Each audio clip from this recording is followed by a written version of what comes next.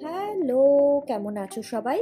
আমি আবার হাজির হলাম কাটাকুটির একদম ফাটাফাটি আর একটা ব্লগ নিয়ে।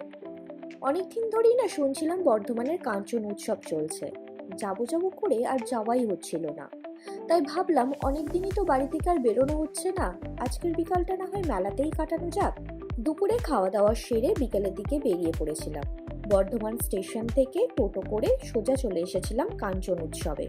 তবে একটা কথা বলি, এই যে মেলা হলেই না টোটোওয়ালারা সুযোগ বুঝে ভাড়া বাড়িয়ে দেয়। বর্ধমান থেকে কাঞ্চননগর যেতে আজকে 30 টাকা ভাড়া নিয়েছে। যাই হোক, এই দেখো কথা বলতে বলতে আমরা পৌঁছে গেছি কাঞ্চন উৎসবে। 28শে জানুয়ারি পর্যন্ত চলবে এই উৎসব। মেলার ভিতরে ঢুকেই না মনে হলো মেলাটা এবার আগের বারের তুলনায় কিছুটা কম। তবে তোমরা তো জানোই আমি মেলা দেখতে কতটা ভালোবাসি। মেলার বিভিন্ন দোকান, খাবারের দোকান সবই আমার আলাদা আলাদা করে ভালো লাগার একটা জিনিস। আর মেলা থেকে কেনাকাটার মধ্যে আমার সব থেকে পছন্দের জিনিস হচ্ছে কাঁচের জিনিস। এই দেখো, এই কাঁচের বোতলটা কি সুন্দর দেখতে না? এখানে অনেক রকমের জিনিস আছে যদিও। দোকানদার এই কাঁচের বোতলটার জন্য 200 টাকা চাইছিল। খুব ইচ্ছা করছিল নিতে, কিন্তু আমার তো আবার অত যত্ন নেই, টুক করে লাগবে আর সেই ভেঙেই যাবে। তাই মনকে বুঝিয়ে এই বোতলটা আর কিনিনি। এই কাপের দোকানটাও কিন্তু বেশ সুন্দর ছিল, অনেক রকমারি ধরনের কাপ ছিল, আরো অনেক জিনিস ছিল এখানে। এরপর চলে গিয়েছিলাম এই স্টিলের বাসনের দোকানটায়। এখানে এই হামাল দিস্তাগুলো দেখছিলাম, হাতে নিয়ে দেখলাম ভীষণই হালকা, তাই আর নিইনি। তবে দেখো এখানে হরেক মাল 8 টাকা জিনিসের দোকানও বসেছে। এখান থেকে আমি একটা সাবানদানি নিয়ে নিয়েছিলাম। মেলায় যাব কিছু কিনবো না তাই হয় নাকি।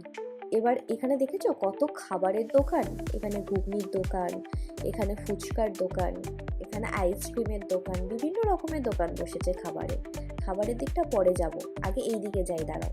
এই দেখো এই পোড়ামাটি জিনিসের দোকানটায় চলে এসেছিলাম। এটা বাঁকুড়ার পোড়ামাটি জিনিসের দোকান।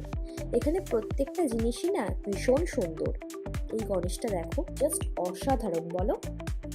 এখানে এই গণেশটার দাম বলছিল 400 টাকা। আর এই দুর্গা মূর্তিটা দেখো, কি নিখুঁত কাজ। এছাড়াও অনেক রকম আরো মূর্তি ছিল, ভীষণ সুন্দর এই মূর্তিগুলোর কারুকার্য। এইদিকে চলে এসেছিলাম, এইদিকে না গোপালের নানা রকমের জিনিস ছিল। আর এই দেখো, এই ছেলেটা কি সুন্দর কিভাবে পিঠে বানাবে সেটা দেখাচ্ছে। মানে এখানে বেসিক্যালি পিঠে বানানোর ছাঁচ বিক্রি করছিল এই ছেলেটা। যদিও ও ময়দা দিয়ে করছিল, দেখে মনে হচ্ছিল ভীষণ সহজ, কিন্তু আমি তো আর কোনোদিন পিঠে বানাইনি, জানি না আমি বানালে এটা দিয়ে কিরকম হবে। শেষমেশ অত 7-5 না ভেবে 50 টাকা দিয়ে এক প্যাকেট, মানে এই প্যাকেটের মধ্যে 3খানা ছাঁচ ছিল, ওইটা নিয়েই নিয়েছিলাম। এটা হচ্ছে কঙ্কালীতলা কালী মন্দির। কি সুন্দর আলো দিয়ে সাজিয়েছে না এখানটা, দারুণ লাগছে কিন্তু দেখতে বলো। আর এই দিকটায় বেশ কয়েকটা দোকান ছিল, তবে এই দোকানগুলোয় খুব ভিড় ছিল না।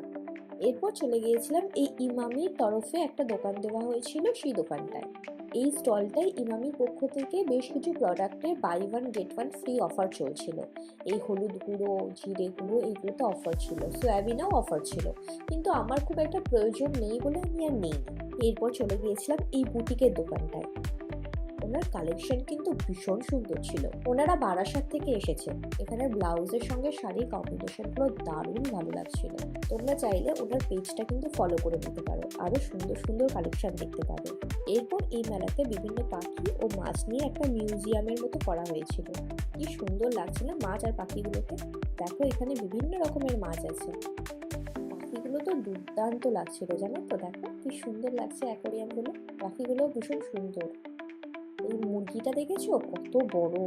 এরপর এখান থেকে বেরিয়ে কঙ্কালীতলা মন্দিরের পাশেই একটা পুকুরের মতো জলাশয় ছিল, ওখানে না আরতি চলছিল, ওই আরতিটাই দেখতে গিয়েছিলাম। ভীষণ সুন্দর লাগলো কিন্তু আরতিটা বলো। এরপর বাড়ি যাওয়ার পালা। কি সুন্দর করে সাজিয়েছে দেখো কাঞ্চননগরটা। আজকের মতো তাহলে ব্লগটা এখানেই শেষ করি।